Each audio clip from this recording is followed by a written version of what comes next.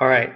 AMD just gave us a flash signal that it's ready to go up higher. Okay. And I'm going to share with you this breakdown in what I'm in and how you could do the same thing too. Okay. So this way you can learn how to trade options the way we do it. And if you want to trade with us, well, I'll put a link in the description for that. All right. So what's going on with AMD? All right. AMD has been in the downtrend for a long time. Okay. And now it's making its way back up. Ever since what, 2024 of March, it's been on a downtrend. And if I look like it bottomed out right here in April of this year of 2025, and now it's going even higher. Okay, so what am I seeing? Why did I get into the trade now? Why didn't I get here earlier? Okay, so truthfully, AMD was on my watch list, but I just didn't look at it. And now what I saw when I alerted the trade yesterday, okay, I said let's hop onto AMD leaps. We got into the 190 call for June 2026 at a cost of $8.60. And I said that the stop loss is going to be below 125. Okay. Why 125? I have my levels here marked. Okay. If I look at the hourly time frame, you see here I have 140 marked, I have 135 marked, I have 130 marked. We got in around, this was alerted at 128 yesterday afternoon time. So where was that at? 128, 128. Let's see. So it's like around this time frame right here. Like we got in around here. And what I liked about it was that we were holding this P trans level. Okay. What does P trans mean? This is a level that comes from our tool called Gextron. And Gextron tells us when is the first, like when does bullish sentiment start for a given ticker? And if we look at the data here, um, 125 is a green bar. So the way we identify P-trans is that it's the first positive bar, and all the other bars to the right side, which are the higher strikes, have to be green. Okay, if it's not green, then it's probably not a good area to call a P-trans level. All right, and so all I did was just mark that level. I say, okay, that's P-trans 125, perfect. Because you can see here, if we zoom in, they're like it's the first green bar and everything else is green, green, green, green, green. Okay, and then I got the other levels. I was like, okay, now that I know where bullish sentiment starts, where does the next support levels lay? Like where are they here in the chart?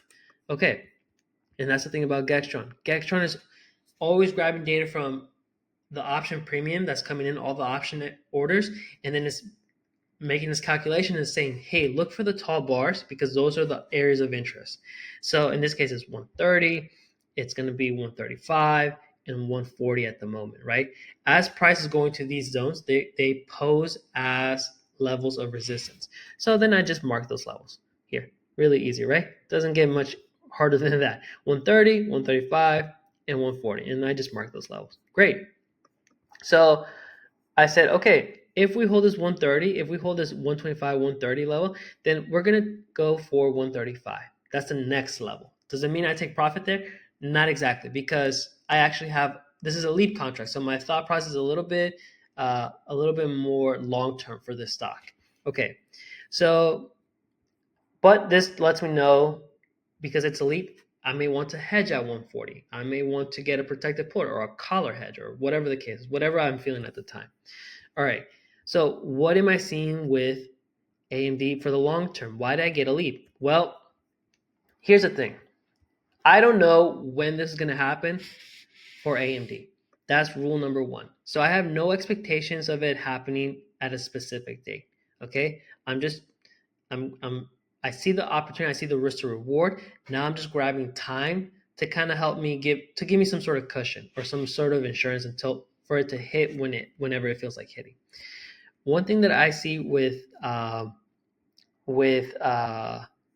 AMD is that one, I like this. Okay, so when I look at AMD for leaps, for any tickers that I want to go long in, which are here are all my longs if you want to take a look at that.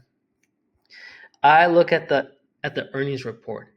Okay, what is going on with the earnings report with AMD? Well, AMD is going to be growing annually. If we look at the not the quarterly but the annually, Right now, we are in 2025. Last year, they were at $3.31 EPS, and they're going to finish this year at $3.90. And next year, they're going to grow to $5.79. And then next year, they're going to grow to $7. And then next year, and then 2028 is going to be $10. It has this exponential growth all because of the AI boom, right? So to me, this is a good news. This is a good sign. Like if you want to get shares and hold for all these years, I think that's a great idea. You're going to capture a lot of movement in the stock, and it's going to be worth a lot more than where it's currently at. Okay, so that's one thing, because everything about the stock, the main driver of any security is always EPS. Is the company growing or is it not? If it's not growing, then it goes down. If it's stale, it goes down. If it's going up on EPS, it goes up. Okay, next, quarterly expected move. Not expected move, the quarterly earnings performance. They have one bad quarter coming up here in August. It's supposed to be their lowest one for the year. And then all the other ones are going to be bullish again. Where the hell is the earnings here? Okay, here we go. Okay, it's going to be higher and higher. It's going to be quarter over quarter, year over year. So to me, that's a good sign. And I want to try and capture these quarter movements. Okay, that's why I'm grabbing a leap, because I want to capture not just a week's worth of move or 2 weeks worth of move. I want to capture the entire quarter. Okay, I want to capture quarter Q3 of 2025 and Q4 of 2025. And so because of that, because this is going to be one of the highest EPS since in a long time, my outlook projection for AMD is going to be higher than $200. Okay, that's what it comes down to. The stock is extremely undervalued based on its past performance on EPS, and the future EPS is going to grow. That's why I'm grabbing a leap. Okay, that's why we are up 32%. Now, there was some news here that helped us popped off, but because of this news, now we're up about 32% on our leaps. Okay, so that's a great head start. I do foresee some sort of resistance around this 167 area, 160 to 167. We may reject, and maybe I'll get a protective put then. But I do foresee AMD being more than $200 into the future. When? I don't know when that's going to happen. Okay.